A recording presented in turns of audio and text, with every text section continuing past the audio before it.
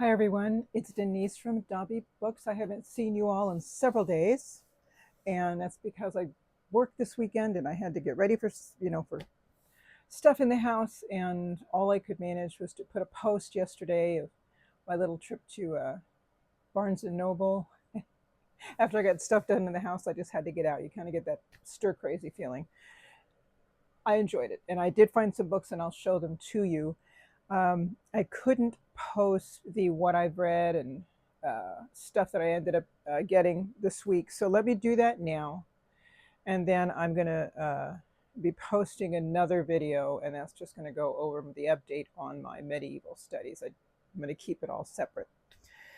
So before I begin, I don't know how many of you might be aware of this, but a couple of our fellow booktubers lost their beloved dogs.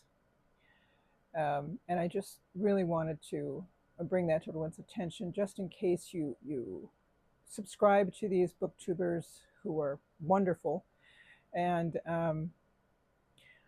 the first one is Peg from the History Shelf.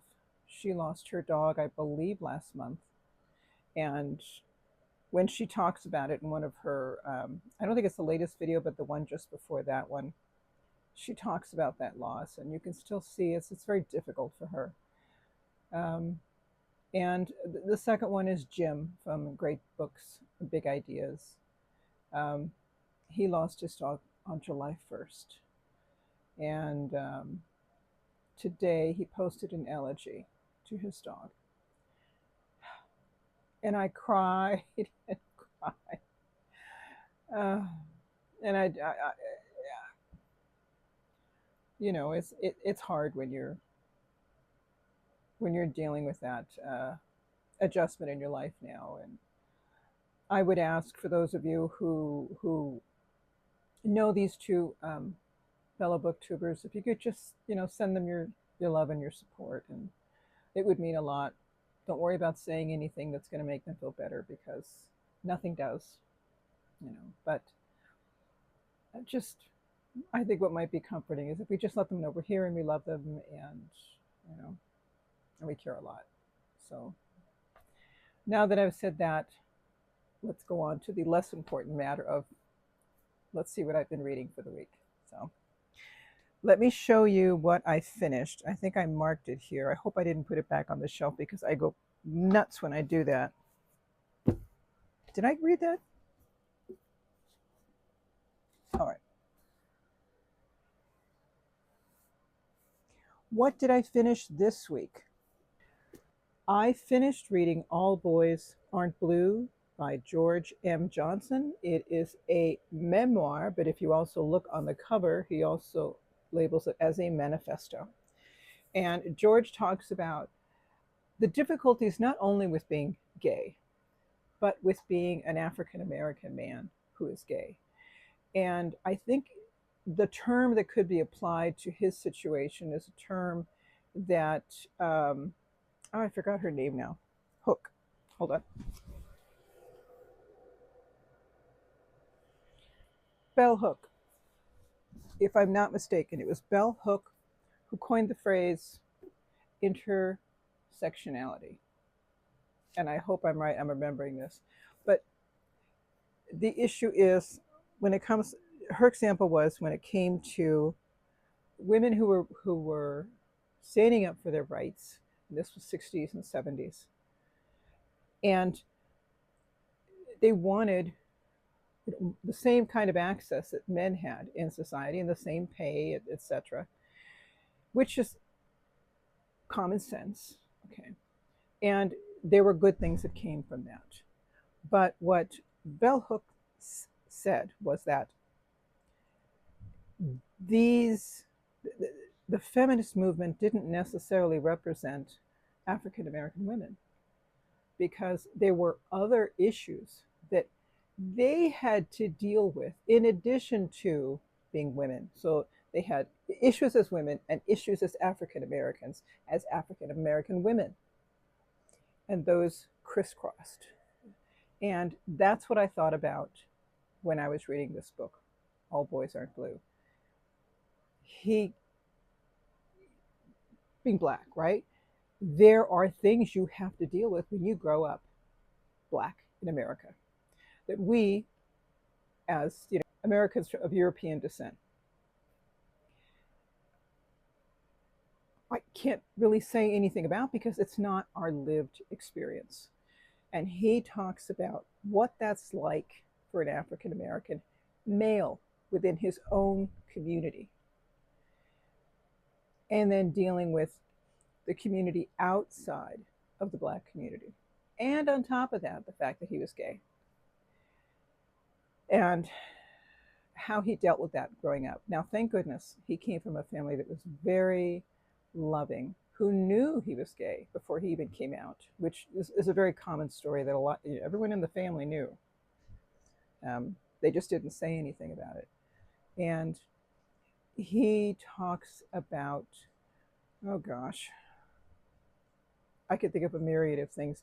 But what really kind of stood out to me is that in his memoir, he's also encouraging other youth who are dealing either being gay, being black and gay, or being Latino and gay, just encouraging them and telling them that he provided this memoir so that they could read about someone like them and be able to read it and have someone to emulate. But I think also he wanted to provide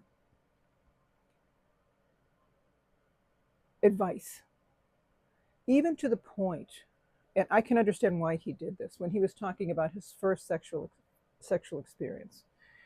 He goes into a little bit of detail as to what happened. And some people might read that and say, well, I don't need to read that. But the reason he includes it in here, number one, it's his book. Okay, he can put it in there if he wants. But number two, he says he wished he was able to access something that would help him know what you do. I mean, he had sex ed in high school, and they talked about sex, heterosexual sex. They didn't talk about gay sex. He had nothing to go by. He just, in the dark about things. And that's something that really stood out for him when he was having his first experience. He wasn't going to ask any questions. He was just kind of following the other person's lead. But he didn't want other gay youth going through this feeling of being so lost, not knowing where to turn, to just kind of get some advice or good, healthy information. And you kind of put yourself out there when you're including that in kind of information. And there's more he included, of course, but I thought this was a great YA book. I think it will be very helpful to those in the gay community who are still discovering themselves and finding their voice. I think this is a wonderful book for them to read. Let me see, I was going to say one other thing about it. There were a couple of things he did write that stood out to me.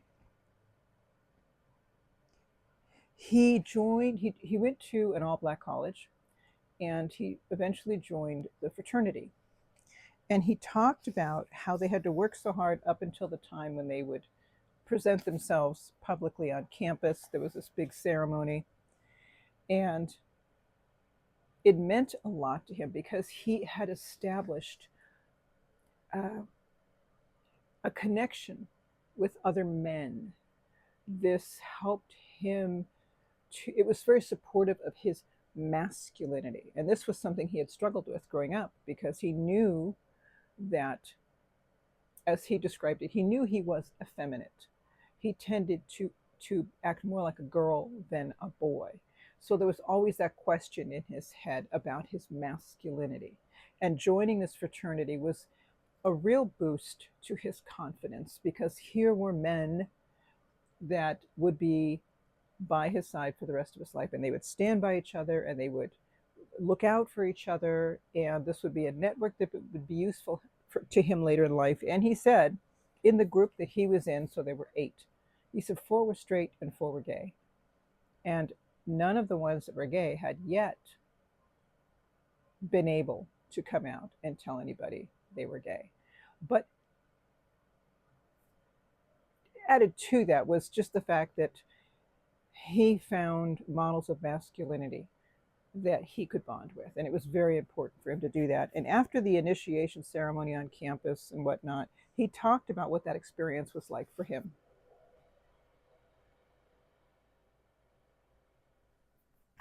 I had to turn down the fan. And this is what he wrote. That night, I proved to myself that manhood isn't a monolith, that there was a version of manhood, a version of manly that looked like me. It would now be on me to become a reflection of Black queer people. I wanted to become the person that future Black queer folks could look to and know that their masculinity could be defined on their own terms.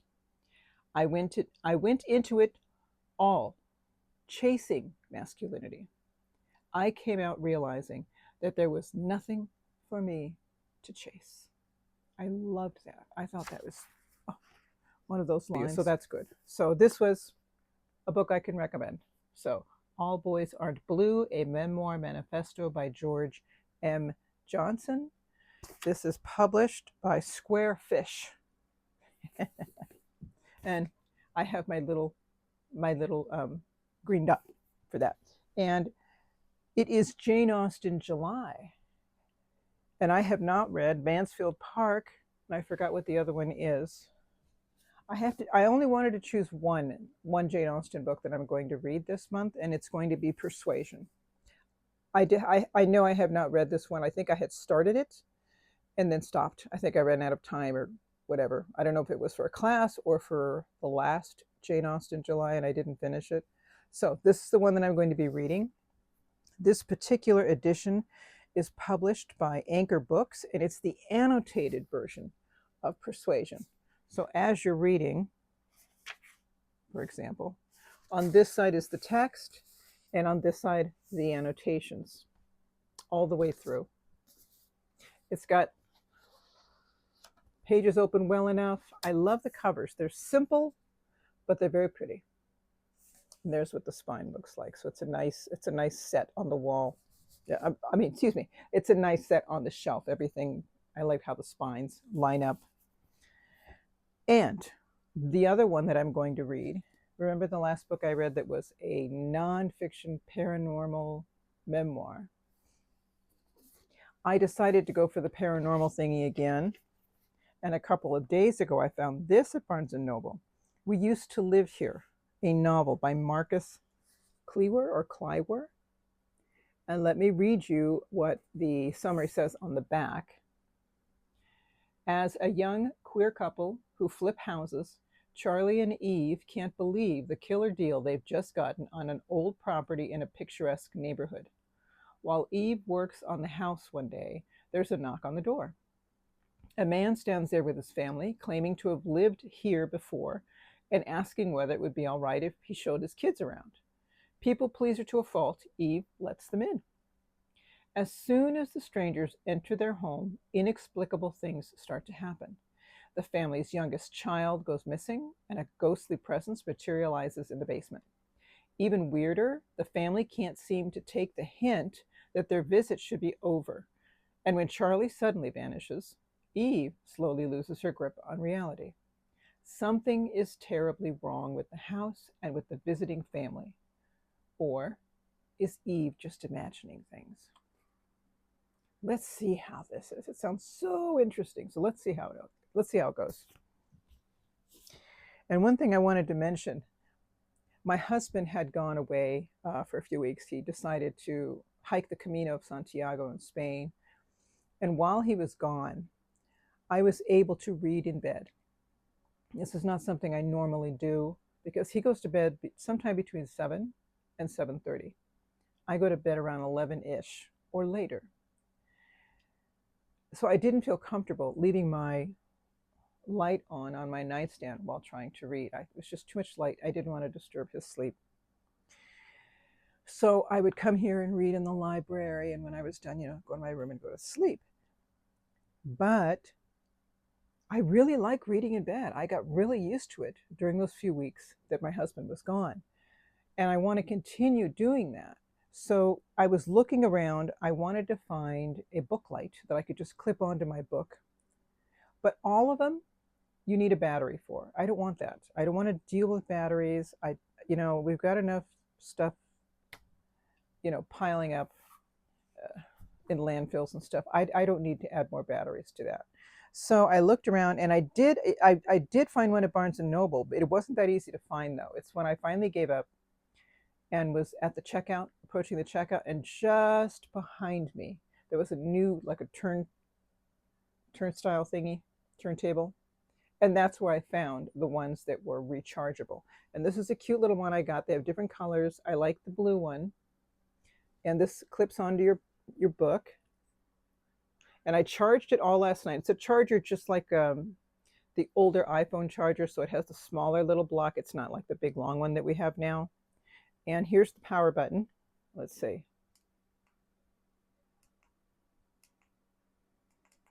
Ooh. So it's got that one light thingy. But hopefully I'll be able to do this. Let me see. If I attach this to the back of the book, it seems to do okay. I can manipulate the light if I need to. That looks cool.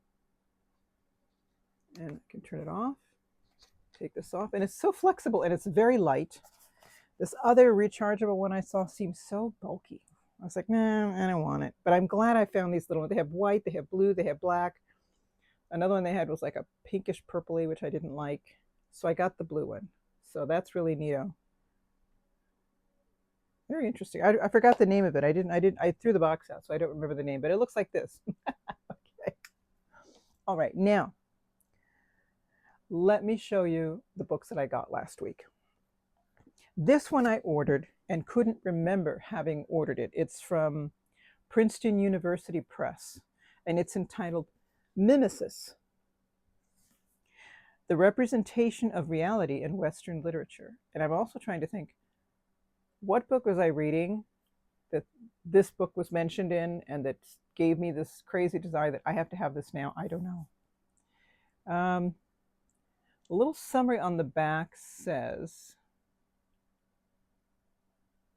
more than half a century after its translation into English, Erich Auerbach's Mimesis remains a masterpiece of literary criticism, a brilliant display of erudition, wit, and wisdom.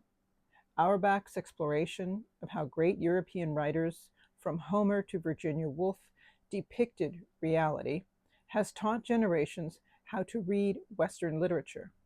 This Princeton Classics edition includes a substantial introduction by Edward Said, as well as an essay in which Auerbach responds to his critics.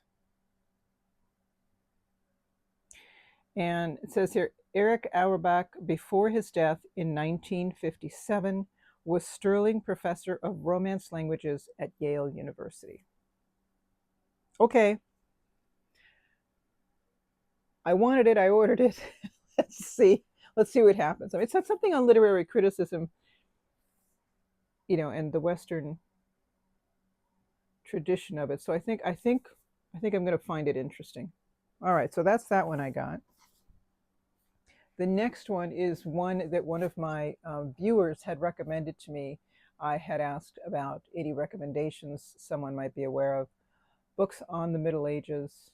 And this was a recommendation, and I was familiar with the book. I'd seen the title so many times and kept putting off buying it. And then after the recommendation by that viewer, I went to my bookstore to see if it was there, and it wasn't. But this last time I went to the same bookstore, and it was there. The Bright Ages, A New History of Medieval Europe. And I'm going to go into that when I talk about my medieval studies. So I'll put that aside for now. And I heard about another book. Now this is interesting. As I'm reading history, I'm learning about, with any discipline, you're reading one thing and other books are mentioned in there. Other authors are mentioned in there. So one or all of them can pique your curiosity and you just want to explore them a little bit further. Well, that's the case with these books that are on history. But the interesting thing about it is the author, because I knew who the author was and familiar with some of his works, But I didn't know he wrote a history. I thought he just wrote novels. And it's a 2-volume series entitled The Outline of History, The Whole Story of Man by H.G. Wells. I had no idea he wrote a history, and I was intrigued. And of course, these are older copies. These, let me see. This one's revised. So, new enlarged edition. This is volume 2, published by Garden City Books. The copyright on this one, 1956. It was originally published in 1920. And this is a history of humankind. You can see the yellowed pages. It has the beveled edges. A little bit of damage at the top, but nothing that's affected the interior of the pages. And I think I have to cover these in some I got some Broad Art what's it called? The dust cover thing to protect. I know the name. I'll remember it after I finish recording. But I'm going to cover that. And this is book 1, if I'm not mistaken. Okay. Book 1. No, this is volume 2. Let's go back to volume 1. Okay, volume 1. The introduction, the story and aim of the outline of history. And then it goes into the world before man. And there are 1, 2, 3, 4, 5 chapters on that. The making of man. And there are 1, 2, 3, 4, 5, 6 chapters, 7 chapters on that. And then third section, the first, the first civilizations, 1, 2, 3, 4, 5 chapters on that. And part 4, Judea, Greece, and India, 1, 2, 3, 4, 5, 6, 7, 8 chapters on that. And then rise and collapse of the Roman Empire, 1, 2, 3 chapters on that. Part 6, Christianity and Islam, 1, 2, 3 chapters on that. And then it goes into volume 2. Volume 2, those chapters are the following. Oh, wow.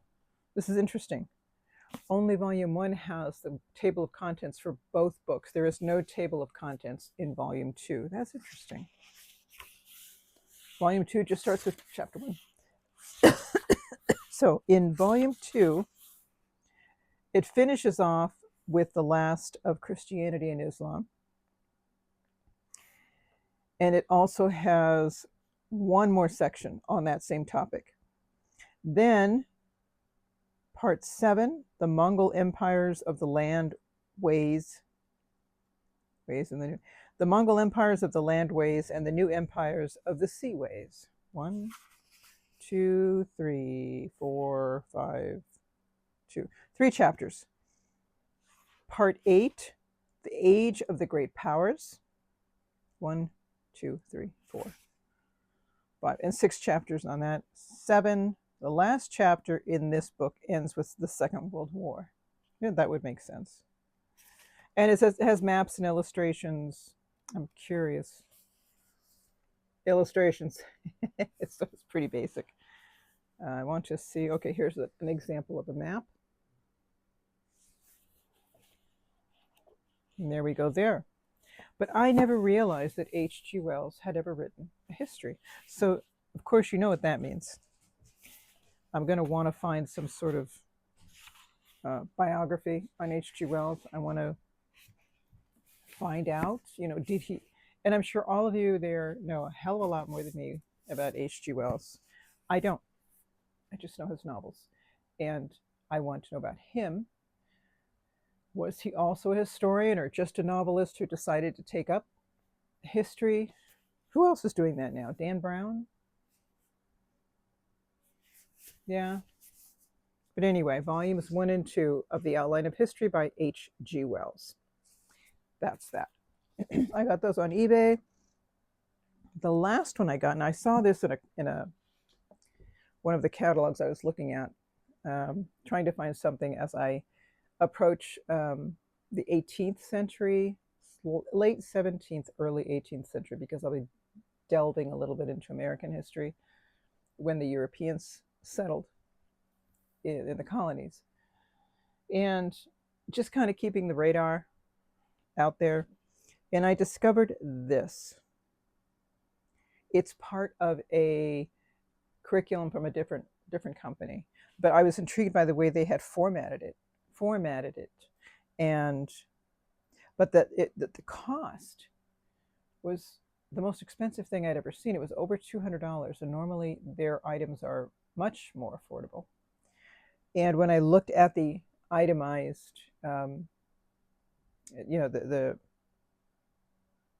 itemized list of what came with that price, the book, the text that they were using for this American history is what cost the most. And when I looked online, yeah, this book can cost, the book itself, just the book itself will cost you over $200, over $150. And I thought, wow, I'm not going to do that. So I looked around on eBay and other places, and I found a copy for less than $60.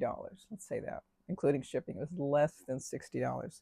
It is the second edition of A Concise History of the American Republic. I like to read American histories, both new and old, because I like to see how they differ. I have no idea how different or the same this one is going to be. This publication, I believe, was from the 1980s. It's from Oxford University Press, which was a brownie point. This edition was published in 1983. Over 30 years ago. But it's a textbook. It's arranged like a textbook that you would have in high school or college. I'm thinking more like college, covering the various points in United States history, the New World, First Foundations, the Empire Comes of Age, War of Independence, the Great Depression, the Eisenhower era. It ends with the last chapter, the last unit in the last chapter is entitled From Carter to Reagan. Okay, this is going to be interesting. I love textbooks. I'm one of those weirdos that will find old textbooks, and I'll sit there and I'll look through them and see, how it's formatted and what information it includes, and all these different factors of a textbook. And I love the fact that everything is there in the textbook. So it could be like your spine, and then from there you can, go out and get other things that are related to that particular thing that you're studying in the textbook. I don't know why I love that. I love reference books too, like a DK history book, nice big thick hardback thing with all these beautiful illustrations, and it goes through all of history, and stuff like that just does it for me, and I don't know why. So yeah, there's that. And I think that is it, people. So my two current reads are the following. These are my two new reads that I'm going to be doing for this month. And the medieval studies are the other books that I'll be reading, but I'll cover those in another video. All right, everybody. Thanks for hanging out with me. I love you all. Take care until I see you. Bye-bye.